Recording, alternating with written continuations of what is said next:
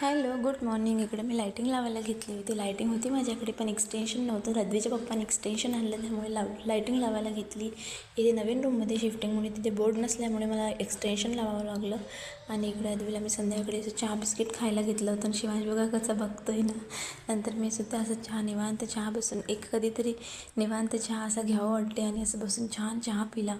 आणि नंतर संध्याकाळी स्वयंपाकाची काय स्वयंपाक करावा म्हणून स्वयंपाकाची तयारी करायला घेतली.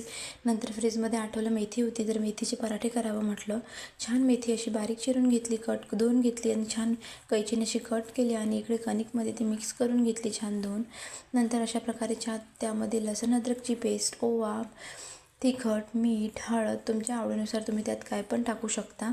आणि छान असे मऊसर छान असं भिजवून घेतलं. आणि छान छोटे छोटे असे पराठे तयार केले. आणि मी ते आतमधून तेल लावून घेते आणि नंतर त्याला वरतून पण तूप लावते. त्यामुळे असे नरम होतात. आणि पालकची सुद्धा तुम्ही असेच करू शकता.